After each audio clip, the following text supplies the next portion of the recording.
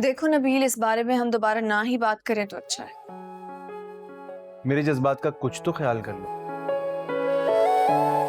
नबील, घूमने फिरने वो जाते हैं जिनकी फैमिली में बहुत सारे लोग होते हैं या फिर उनको अकेले टाइम गुजारने का वक्त नहीं मिलता। अच्छा, ऐसी बात है। हाँ, या फिर वो जाते हैं जिनकी अरेंज मैरिज होती है। चलो, एक बात तो तय हुई, ये तो कंफर्म हुआ कि हमारी लव मैरिज।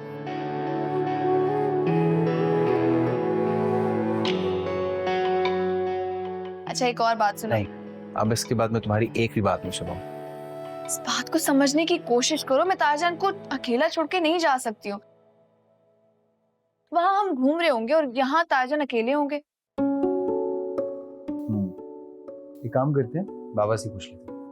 बाबा, नबील, बाबा जरा आइएगा प्लीज। क्या बात है? खैरियत है? खैरियत तो नहीं है बाबा, मैंने आपसे कहा था ना कि आप शादी कर ली। अरे यार, क्यों फजूल बातें कर रहे हो यार? बताओ किस लिए बुलाया? बाबा ये देखे ना, ये क्या बोल रही है, बताओ, बोलो। वो तारजान, मैं चलो मैं ही बोल देता हूँ। ये कह रही है कि हम दोनों हनीमून पे अगर जाएंगे, जो कि एक शादी के पैकेज में शामिल होता है, तो आप अकेले पड़ जाएंगे।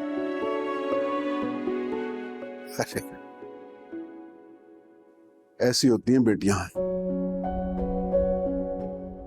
ऐसे ही हुजूर पाक सल्लल्लाहु अलैहि वसल्लम ने बेटियों को रहमत करार नहीं दिया।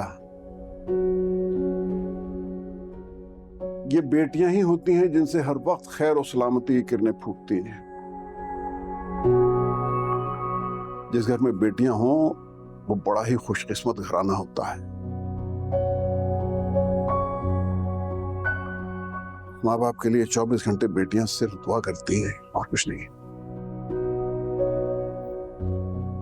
बेटा, जरूर जाओ। और एक चीज, तुम्हारा कहीं भी जहां तुम जाना चाहो, जो खर्चा होगा सब मैं बर्दाश्त कर।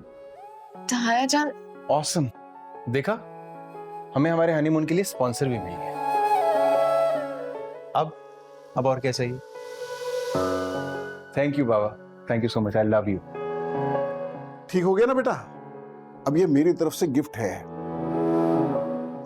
लोग जाओ ताकि मैं भी कम से कम कुछ जिंदगी थोड़ी सी आराम से अकेले गुजारूं। जीते रहो, जीते रहो, जीते रहो।